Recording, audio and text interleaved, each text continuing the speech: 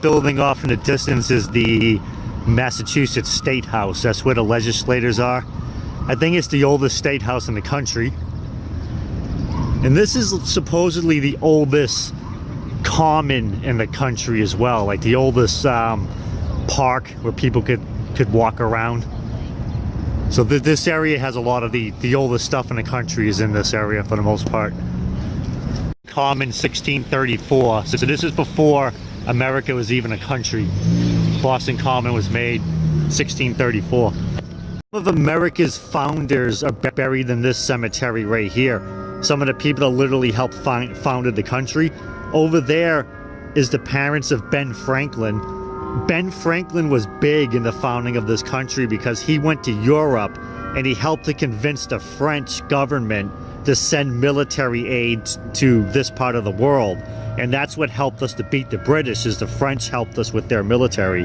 Then over there, you have a guy named Paul Revere. Paul Revere held 2 lanterns in the Old North Church, which was used as a code to tell the townsfolk that the British were coming by sea.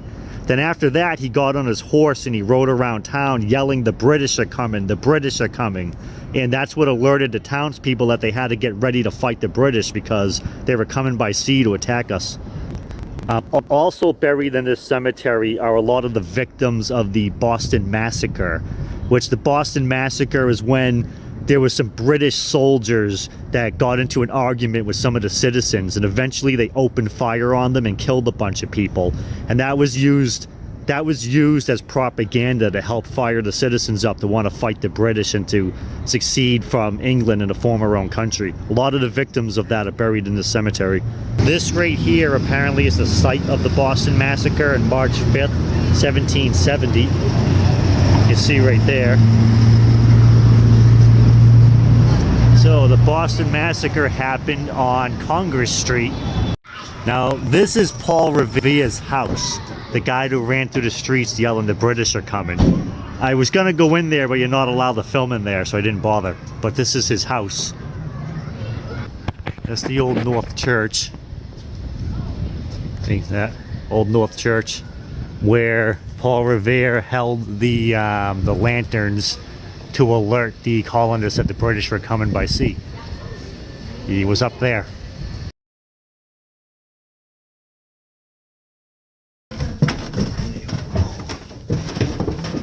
That's pretty cool. Oh, that's pretty slick.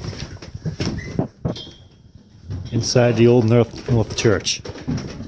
We're inside the Old North Church now.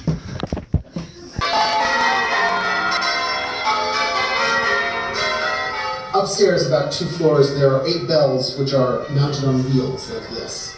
And they have these 2 extra pieces of wood here. And what that lets us do is we sort of raise the bell until it gets... From these tombs starting in 1845 and then dump them in the charnel pit. So although this process may seem a little bit gruesome to us now, it actually was fairly common in Europe and in the colonies. In 1853, Boston passed a law against indoor burials, citing health hazards. Embalming had not made its way here yet, and the current version of embalming at the time would have been including arsenic, so probably not the best anyway. But because of that, the smell down here was rather horrible. So in 1853, Boston passed this law. However, the congregation actually voted to not stop burying people down here until they were, quote, compelled to do so.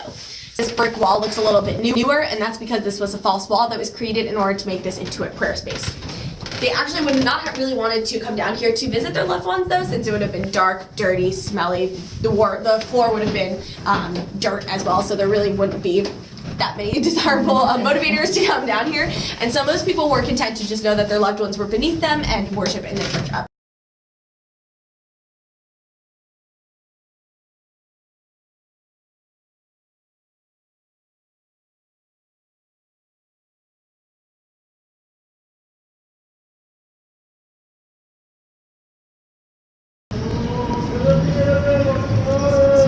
And that's the old meeting house where we just were. This is a pretty important place in Boston. It was open in like 1750 or something like that. And a lot of the Revolutionary War soldiers would meet here. A lot of people like Sam Adams would give speeches trying to encourage people to succeed from the British. Let's see if there's info. So let's see. Has been okay. So it was designated a historical landmark in 1963, but it was opened up in the 1700s. And today there's just all kinds of shops and stuff in there. So there's all kinds of like restaurants and stuff like that in there. But back in the day, it was used as a meeting hall for Revolutionary War patriots. Here is the Charles River. So really, it's a pretty famous river around here. Absolutely everybody in Boston knows the Charles River. It stretches on for a long, long ways. And over that bridge right there, that's the Zakem Bridge. That's really pretty looking at night. And over here you have the TD Garden. That's where the Boston Celtics and the Bruins play. There are a couple of sports teams around here. The Celtics are a basketball team and the Bruins are a hockey team.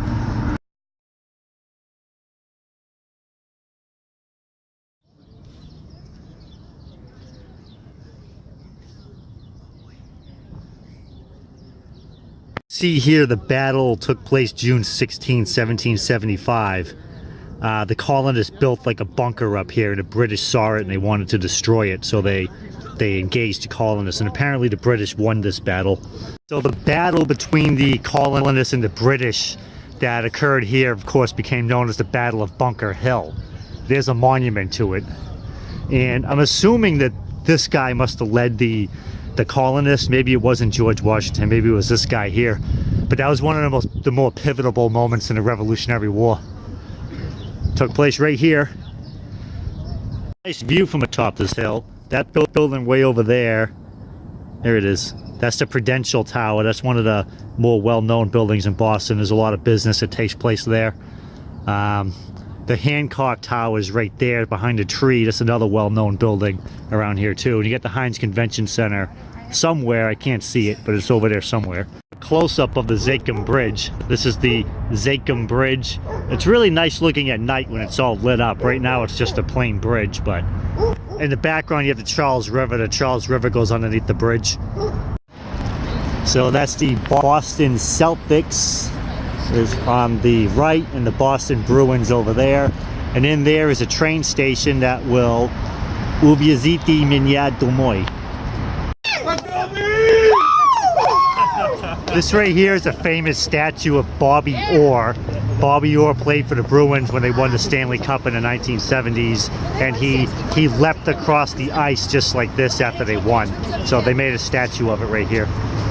Boston duck boats. They're amphibious vehicles. Whenever one of our teams wins a championship, the players of the team ride around in those duck boats, and they do a rolling parade. So if the Red Sox or the New England Patriots win, or one of the other teams, they put the players in that. Well, this is my first time playing tour guide. I hope I did a good job.